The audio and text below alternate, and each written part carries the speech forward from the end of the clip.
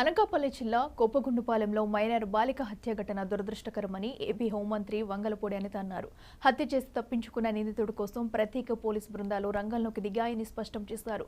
నిందితుడు ఏ మూల దాక్కున్నా పట్టుకు తీరుతామని, ఈ కేసులో పోలీసుల నిర్లక్ష్యం ఉంటే వారిపై కూడా చర్యలు తీసుకుంటామని హెచ్చరించారు.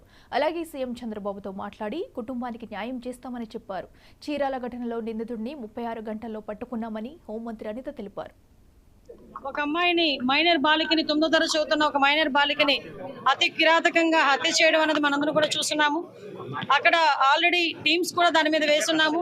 ఎస్పీ గారితో నేను ఇన్ఫర్మేషన్ తెలిసిన వెంటనే ఎస్పీ గారితో నేను మాట్లాడి పొజిషన్ ఏంటని కూడా కనుక్కోవడం జరిగింది. విషయం ఏంటంటే, ఏదైతే ఒక అమ్మాయి ఇంతకు ముందు ఆ అమ్మాయిని ఇబ్బంది పెట్టి పోక్సో చట్టం ద్వారా అబ్బాయి జైలుకి కూడా వెళ్ళాడు. మొన్న రిమాండ్ కూడా పంపించారు. మొన్న రీసెంట్ గా ఒక 15 రోజుల క్రితం అతను జైలు నుంచి బెయిల్ మీద బయటకు వచ్చాడు.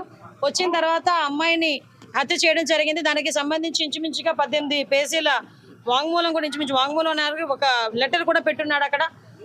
అతనైతే ఇప్పుడు మనకి పరారులో ఉన్నాడు. ఎట్టి పరిస్థితుల్లోని కూడా పోలీస్ డిపార్ట్మెంట్ అంతా కూడా సుమారుగా 8-9 బృందాలు కూడా ఏర్పాటు చేయడం జరిగింది. అన్ని బృందాలు కూడా ఈ రోజు అతనికి పట్టుకోవడానికి ప్రయత్నం కాదు, ఎట్టి పరిస్థితులు పట్టుకొని తీరుతాయి. ఎందుకంటే ఎవరు చట్టం ముందు ఎవరు కూడా తప్పించుకునే పరిస్థితికి లేదు.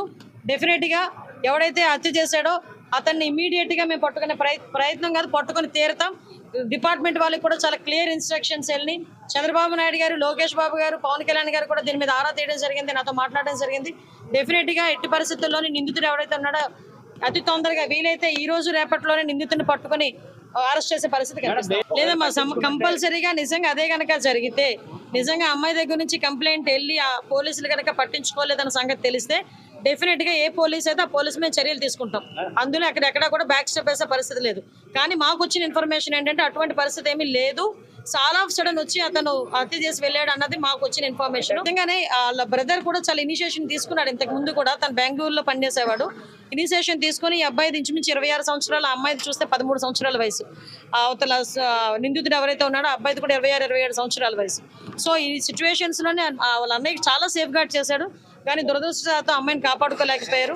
కానీ ఎట్టి పరిస్థితుల్లో నిందితుని అయితే డెఫినెట్ గా పట్టుకున్నారు. కంపల్సరీగా చంద్రబాబు నాయుడు గారితో మాట్లాడతాం. ఎటువంటి పరిస్థితుల్లో అమ్మాయి చిన్నపిల్ల, మైనర్ బాలిక, ఆ అమ్మాయికి ప్రభుత్వం నుంచి అందాల్సిన సహాయ సహకారాలన్నీ కూడా అందిస్తాం మా కుటుంబానికి. అమ్మాయి విషయం ఏంటంటే, మేము చాలా సందర్భాల్లో చెప్పున్నాము, చాలా సంఘటనలు జరుగుతున్న సందర్భంలో పోలీస్ డిపార్ట్మెంట్ వాళ్ళు కూడా చాలా ఫర్మ్ గా ఉన్నారు. లాస్ట్ టైం మీరు చూసారు, చీరాల సంఘటన జరిగింది. చీరాల సంఘటన జరిగిన తర్వాత సుమారుగా 36 గంటల నిందితులను పట్టుకుని మేము రిమాండ్ కూడా పంపించుకోవడం జరిగింది. ఎక్కడ ఏమి జరిగినా చాలా యాక్టివ్ గా పోలీస్ డిపార్ట్మెంట్ వాళ్ళు పనిచేస్తున్నారు. ఎక్కడ జరగకుండా ఉండే బాధ్యత కూడా తీసుకుంటున్నాం. వీటన్నిటికీ కూడా మూల కారణం గాంజాయి మత్తులో చాలా మంది చేస్తున్నారు, డ్రగ్స్ మత్తులో చేస్తున్నారు. కాబట్టి వాటిని పూర్తిగా ప్రక్షాళన చేయడానికి ఒక కేబినెట్ సబ్ కమిటీని కూడా ఏర్పాటు చేసుకుని మొన్ననే మేము టాస్క్ ఫోర్స్ కూడా ఏర్పాటు చేయడానికి కూడా సిద్ధంగా ఉన్నాం. ఒక టోల్ ఫ్రీ నెంబర్ అన్ని కూడా ఏర్పాటు చేస్తాం. చట్టమే లేదండి. చట్టం లేని దాని గురించి మీరు మాట్లాడుకోవడం అనవసరం. ఫస్ట్ థింగ్, దిశ చట్టం అనేది లేదు. కాబట్టి దిశ చట్టం గురించి మాట్లాడుకోవాల్సిన అవసరం లేదు. ఇప్పుడున్న చట్టాలని బలోపేతం చేసుకుని